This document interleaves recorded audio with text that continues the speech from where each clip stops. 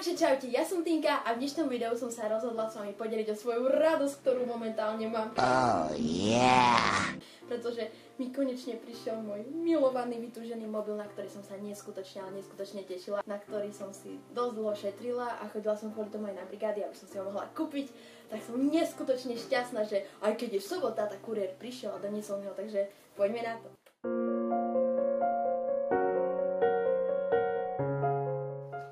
Takže ten mobil mi prišiel od internetového e-shopu smartzero.sk a tento mobil sa volá Xiaomi Redmi 3. Je to taká menej známa značka, ale podľa mňa je to super mobil, čo som si aj čítala recenzie a tak ďalej a tak ďalej.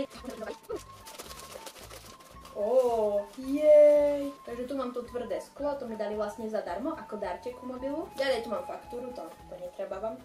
Potom tu mám ešte obal naň. A tu mám túto koncovku, lebo tá nabíjačka, ktorá tam je, tak u nás by sa nedala zapojiť, tak nemuseli dať slovenskú koncovku. Takže, a tu je môj najkrajší mobil. Bože, ja sa tak strašne teším. Ten pocit sa nedá opísať, keď vám príde konečne mobil. A proste ste si ho kúpili za svoje peniaze, to je úplne super pocit. Tak. Jej, ja sa tak teším. Pozrite sa. My mobile phone. To je úplne super. Mi na tomu nemôžem uveriť. Pozrite sa, ten mobil je úplne super. Mali aj v bielom prevedení, aj v zlatom prevedení, ale ja som si vybrala takýto čierno-sivý, pretože mi príde taký viac praktickejší a tu mám nejakú príručku ku mobilu. Potom tu mám nabíjačku a vidíte, tu je tá iná koncovka, ktorá sa musí na tú slovenskú napojiť, aby mi to šlo do elektriky. Tak čo som si čítala na internete, že vraj ten mobil je fakt super.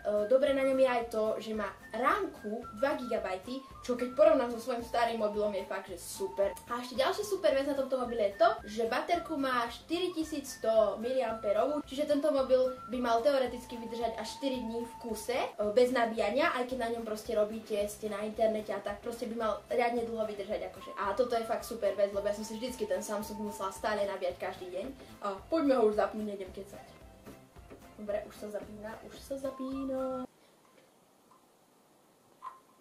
Pozrite sa, to je úplne super, wow. Android má 5.1, ideme skúsiť kameru, že ako asi fotí. Ideme skúsiť odfotiť mojho Marcinka. Prvá historická fotka. Ideme pozrieť, aká kvalitka. Tada. Fajne to fotí celkom, vidíte? A teraz by sme mohli skúsiť prednú kameru, ktorá má byť že Full HD.